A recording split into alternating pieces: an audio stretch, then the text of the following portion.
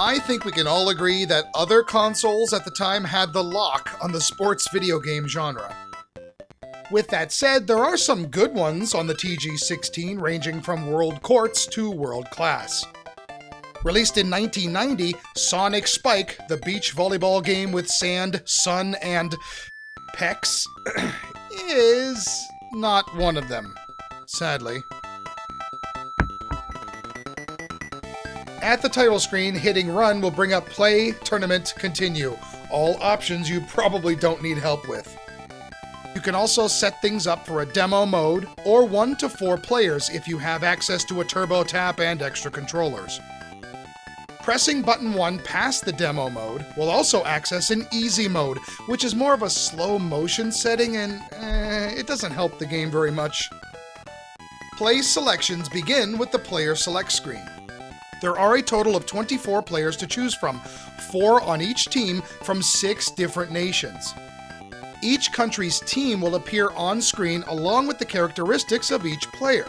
They also give you the option to adjust his or her abilities. Hitting select will pop up the rules window so you can adjust the number of points in a set, number of sets in a match, and rally and normal. Let's not forget the 3 types of courts you can choose from. Mixing and matching and option selections, they're not too bad here. Then we get to the game. If we refer to the manual for control options, we'll find that things are very simplistic. Use your turbo pad to control the movements of your players. Well, thank goodness they pointed that one out. Obviously, the directional key moves the player around the court. To serve, you push 1 to toss, and 1 again to hit, or 2 and 1 to jump and hit. To bump or hit the ball as it's returned back, you hit 1. During the game, a character's stamina may get low. At this point, you might need a good dose of revitalizing sports drink. Gatorade, H2O! At first, you'll find the offensive, serving, etc., to be fine. I mean, it's volleyball and the controls are okay. Once you get the timing down for serving and hitting, things will fall into place a bit. Unfortunately, the defensive elements are a problem. You have both a shadow of the ball and an arrow showing where the ball will land. But they seemingly pop onto the court due to the game's speed and quirky scrolling of the screen. It's difficult to really foretell where the opponent's spike will end up, so good luck returning or trying to block. Things are so random here, you end up off the mark a lot, and you'll find yourself mashing the 1 button, hoping your character will dash for the ball, or somehow it'll just all magically work out. Now, I won't lie, I did start getting the hang of the rhythm of the game after a while, and that was fun for a bit. But at the end of the day, the game relies way too much on luck versus skill, which is just balls. The characters in Sonic Spike are all large, thick, and, well, goofy. They're all over the top, but at the same time, if the game exhibited similar personality to correspond with this look, it might actually work.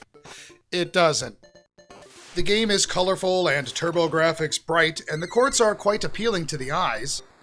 But otherwise, the animation is choppy, and the look is just pretty generic. The sound effects and music I can't really say are memorable. The music that continues to loop is okay at first, but it quickly gets repetitive. And that title screen music? Yikes, it sounds like a disconnected phone. We're sorry, Sonic Spike cannot be completed as dialed. The best music is during the timeout screen, which you'll hardly ever hear. The sound effects are passable, I guess. And the cheers from the crowd sound more like, I don't know, is that a waterfall? Or yeah. As mentioned, the controls aren't horrible, but because of the choppy animation in the characters and even backgrounds, the delay in them can feel a bit strange. It creates almost a false sense of accuracy. It's kind of hard to explain without holding the controller for yourself, but let's just say it could be better. After playing a match, a window asking to replay or end will appear. If you're playing in a tournament, a password will be given as you go along so you can continue at a later date. My friend liked the game more than I did as a kid, so when I loaned it to him, he wrote the passwords in my manual. Thanks, Mike. There goes the resale value. Oh, remember that easy mode I mentioned earlier? Yeah, this is it. Sure, it makes things easier, but oh my god, who could sit through this?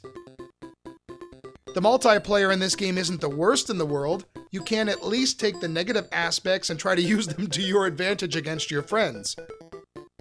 But at the end of the day, Sonic Spike is just not a very good experience.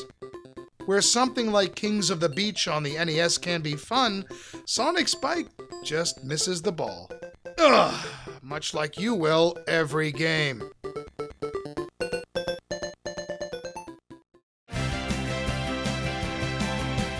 Sadly, if you're looking for a volleyball video game, I would look somewhere other than the TurboGrafx. Both Super Volleyball and Sonic Spike are below average experiences that really could have been good with just a little extra care. I'll give the game credit, it's not the worst in the world, and for a few minutes after getting into the rhythm of it all, I did have a good time. And there are some positives here. But pecs or no pecs, Sonic Spike is a pass.